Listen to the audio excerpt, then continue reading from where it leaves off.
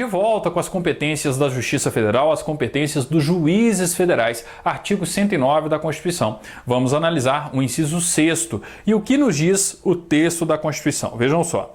Compete aos juízes federais processar e julgar, inciso 6º, os crimes contra a organização do trabalho e, nos casos determinados por lei, contra o sistema financeiro e a ordem econômica financeira. Então, duas coisas importantes aqui, né? Duas coisas a serem observadas. Primeiro, ó, atenção, crime contra a organização do trabalho não é competência da Justiça do Trabalho.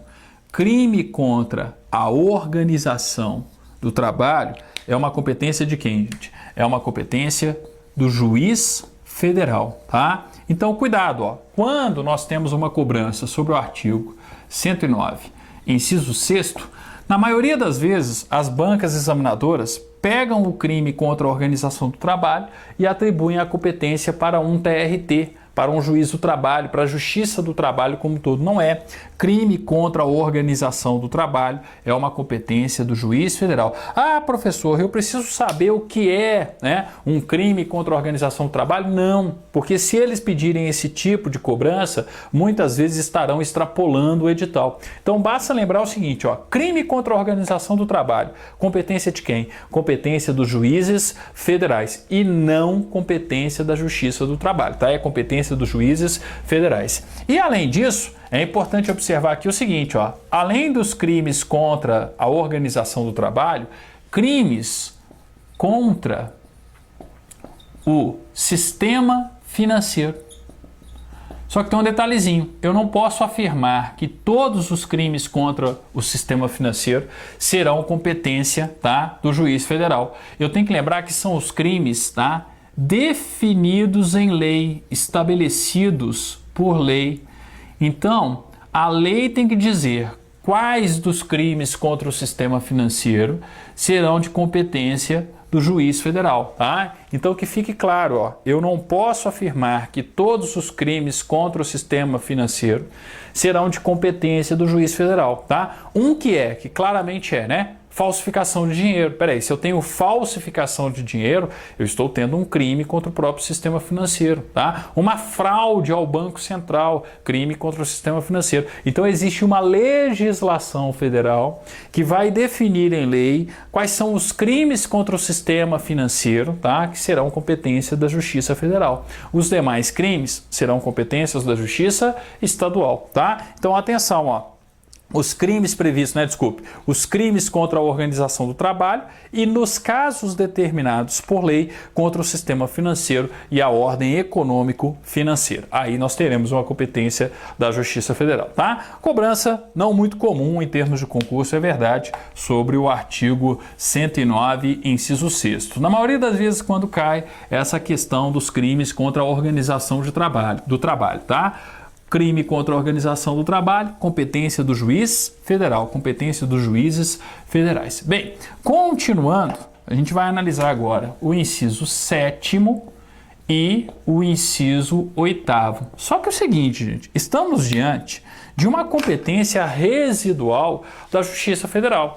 Raríssima questão envolvendo o 109, inciso 7º e inciso 8º, tá? Porque o examinador prefere fazer uma cobrança sobre habeas corpus e mandado de segurança no Supremo Tribunal Federal, no STJ, no próprio TRF, tá? Porque aqui, ó, nós temos a competência do juiz federal no julgamento de mandado de segurança e no julgamento de habeas corpus, tá? Vejam só. Compete aos juízes federais processar e julgar, inciso 7º, os habeas corpus em matéria criminal de sua competência, ou quando o constrangimento provier de autoridade cujos atos não estejam sujeitos diretamente a outra jurisdição. Não esteja sujeito, por exemplo, ao Supremo, ao STJ, ao TRF. Então eu estou falando de autoridades da União.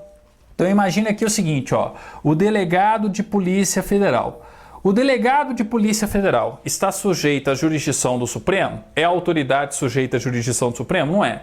Do STJ? Também não. Do TRF? Também não. Das outras justiças? Muito menos, tá? Então tem que lembrar o seguinte, se o delegado da Polícia Federal prendeu de forma arbitrária, O habeas corpus, ele em regra, né, ele vai ser ajuizado junto a quem? Ele vai ser ajuizado junto ao juiz federal. Então percebam que estamos diante de uma competência do juiz federal no tocante ao habeas corpus, né? Numa competência residual. Vejam só, ó, compete aos juízes federais processar e julgar os habeas corpus em matéria criminal de sua competência, ou quando o constrangimento provier de autoridade cujos atos não estejam diretamente submetidos a outra jurisdição, tá? Eu tenho que lembrar de um detalhezinho aqui, ó. Pode ser que o delegado da Polícia Federal esteja investigando um crime eleitoral. Peraí, se eu tenho aí um crime eleitoral, eu vou ter essa questão sendo de competência da Justiça Eleitoral, tá? Aí a gente sai dessa competência aqui descrita no artigo 109, inciso 7º, e passa a ser uma competência da Justiça Eleitoral, tá? Mas em regra, ó, delegado da Polícia Federal, tá? Prendeu de forma arbitrária, de forma ilegal, o habeas corpus é junto a quem? Junto ao juiz federal, tá? Desde que ele não esteja atuando em um crime de competência da Justiça Eleitoral, desde que não estejamos, né, diante de uma situação que seja competência de um outro tribunal, que seja uma outra jurisdição. É o finalzinho do inciso. Os habeas corpus em matéria criminal de sua competência, ou quando o constrangimento prover de autoridade cujos atos não estejam diretamente sujeitos a outra jurisdição, tá certo? Bem, e no inciso 7º, vejam só, os mandados de segurança e os habeas data contra ato de autoridade federal, excetuados os casos de competência dos tribunais federais, tá? Então, olha só, quando se fala de mandado de segurança e habeas data, a competência, mais uma vez, é residual, tá? Vai ser competência do juiz federal com relação às autoridades federais, às autoridades da União, quando não for competência de outros tribunais, de outras justiças, tá? Então, exemplo, ó, um mandado de segurança contra ato da Receita Federal, tá certo? Então, se eu tenho um mandado de segurança contra a Receita Federal, em regra, é uma competência do juiz federal, tá certo? Então, é muito comum, aliás, desculpa, é muito difícil, né? É muito incomum nós encontrarmos uma cobrança sobre o inciso 7º ou sobre o inciso 8º. Por quê? A competência é residual. Chama muito mais atenção do examinador cobrar a competência originária do Supremo, do STJ, de um TRF ou das outras justiças, do que fazer uma pergunta sobre uma competência residual de um juiz federal, tá certo? Então não se preocupem muito com o inciso 7º e com o inciso 8º. Nós não temos tantas cobranças assim, pelo contrário, é raríssima a questão envolvendo os dois incisos, ok? Bem, no próximo vídeo, a gente continua falando da competência dos juízes federais a partir do inciso 9º. Obrigado, até o nosso próximo encontro, então, analisando o artigo 109, inciso 9º da Constituição. Obrigado e até mais.